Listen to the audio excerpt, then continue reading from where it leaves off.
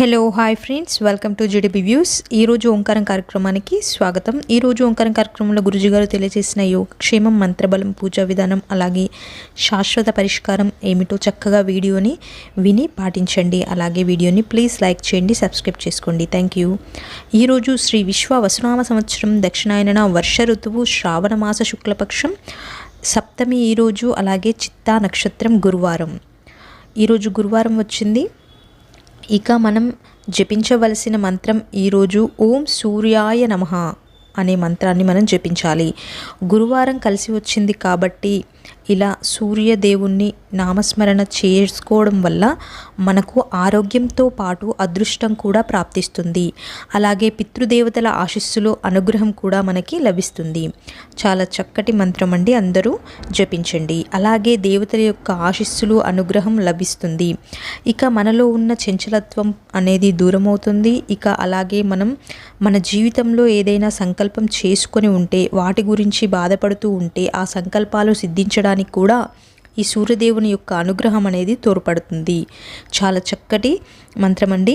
అలాగే మన జన్మజాతకంలో కానీ జాతక చక్రంలో కానీ సూర్యుని యొక్క గురువు బాగుంటే ప్రభుత్వ ఉద్యోగం అనేది ప్రాప్తిస్తుంది. అంటే చాలా చక్కటి మంత్రం. మనకున్న ఆశలు, ఆశయాలు ఎలాంటి విఘ్నాలు లేకుండా ఉంటాయి. ఇది ఇవాటి మంత్రబలం. అంటే ఈరోజు ఓం సూర్యదేవాయ నమః అనే మంత్రాన్ని చాలా చక్కగా అందరూ జపించండి. 108 సార్లు జపించడం వలన మంత్రం యొక్క శుభ ఫలితాలు అయితే చక్కగా వస్తాయి. చక్కగా పొందండి. ఇదండి ఇవాటి మంత్రం. ఇక ఈరోజు తారాబలం వచ్చేసి ఈరోజు నిత్య నక్షత్రం చిత్తా నక్షత్రం. ఈరోజు అశ్విని మక మూల నక్షత్రం వారికి ప్రత్యుక్తార అండి. ఈ రోజంతా అశుభంగా ఉంటుంది, జాగ్రత్తగా ఉండండి. అలాగే భరణి పుబ్బ పూర్వాషాఢ నక్షత్రం వారికి క్షేమతార అండి. ఏ పని చేసినా కూడా కలిసి వస్తుంది, చక్కగా ఉపయోగించుకోండి.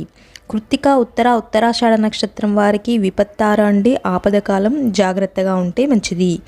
రోహిణి హస్త శ్రవణ నక్షత్రం వారికి సంపద తార అండి. ఆర్థికంగా కలిసి వచ్చే కాలం. ఈ రోజును చక్కగా ఉపయోగించుకోండి. మృగశిర చిత్త ధనిష్ట నక్షత్రం వారికి జన్మతార. ఆరోగ్యపరంగా ఏమైనా విషయాలలో వ్యత్యాసం ఉండే అవకాశం ఉంది, సో జాగ్రత్తగా ఉండండి.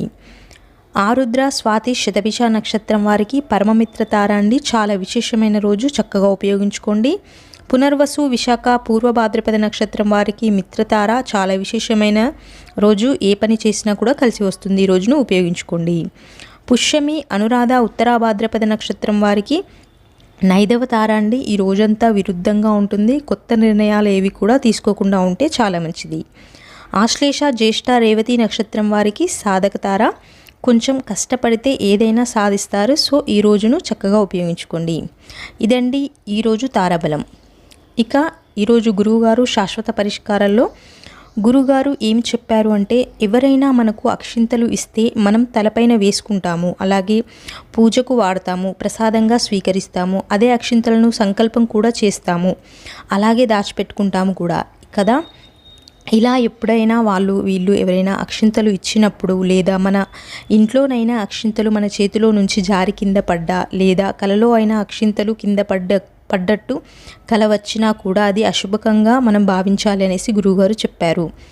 ఏదైనా సంకల్పం చేసుకొని కూడా మనం ఆ సంకల్పం దారిలో వెళ్తున్నప్పుడు ఇలా అక్షింతలు జారి పడితే అది ప్రమాదకరమని సూచన అని అర్థం అనేసి గురువుగారు అన్నారు. అలాగే ఒకవేళ ఇలా కింద పడ్డప్పుడు ఆ అక్షింతలు ఎవరు తొక్కకుండా జాగ్రత్తగా తీసి చెట్టుకు కానీ నీళ్ళల్లో కానీ వెయ్యాలంట.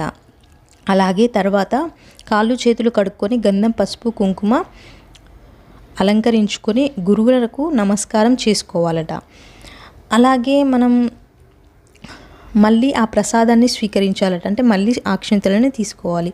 ఒకవేళ కలలో ఇలా అక్షింతలు జారిపడ్డట్టు ఏదైనా కల వస్తే, ఎవరైనా ప్రసాదంగా ఇచ్చిన అక్షింతలు ఏవైనా పోయినా కూడా వెంటనే మనం, అంటే ఆ అక్షింతలు కింద పడినాయి అని వెంటనే తెలిసిన వెంటనే దేవుడి గదిలో దీపం వెలిగించి దగ్గరలో ఉన్న రావి చెట్టు కానీ కొబ్బరి చెట్టును కానీ చూస్తే ఆ దోషం అనేది పోతుందట. సో ఇదండి ఇవాటి పరిష్కారం. అలాగే ఈరోజు వాస్తు పరిష్కారం ఏమిటి అంటే, ఎవరైనా గృహప్రవేశం చేసి ఆ ఇంట్లో నివసిస్తున్నప్పుడు వాళ్ళ ఇంట్లో ఖచ్చితంగా సడన్గా అంటే అమ్మాయిలు కానీ అబ్బాయిలు కానీ ప్రవర్తనలో ఏదైనా తేడా వస్తే ఖచ్చితంగా అది వాస్తు దోషమని గురువుగారు తెలియజేశారు. అంటే వయసు ప్రభావమై ఉండాలనేసి ఉంటుందట, అంటే వయసును బట్టి ప్రభావం చూపెడుతూ ఉంటుందట అని గురువుగారు చెప్పారు. అందుకే ఆగ్నేయంలో కానీ వాయువ్యంలో కానీ వాస్తు దోషాలు ఉంటే ఆడపిల్లలు ఆ ఇంటికి అగౌరవాన్ని తీసుకొస్తారట. అదే నైరుతి కానీ ఈశాన్యంలో కానీ వాస్తు దోషాలు ఏవైనా ఉంటే మగపిల్లలు ఆ ఇంటికి అగౌరవాన్ని తీసుకొస్తారట. ఇక అన్నీ సరిగా ఉండి ఇలాంటి సమస్యలు వస్తున్నాయి అని అంటే శ్రీవాస్తు యంత్రాన్ని పెట్టుకుంటే ఆ శ్రీవాస్తు యంత్ర ప్రభావం చూపిస్తూ ఉంటుందని గురువుగారు తెలియజేశారు. ఇక రేపు ఉదయం పూజ వచ్చేసి రేపు శుక్రవారం అష్టమి అండి, దగ్ధయోగం ఉంది. ఇక రేపు ఉదయం ఇంట్లో కలశం పెట్టుకోవాలి, లక్ష్మీ కలశాన్ని పెట్టుకోవాలి. అందులో పాలు పోసి ఒక శంకు పెట్టాలి. తరువాత లక్ష్మీదేవత ముందు తామర వత్తులతో దీపాలను వెలిగించి తామర పువ్వును సమర్పించుకోవాలి.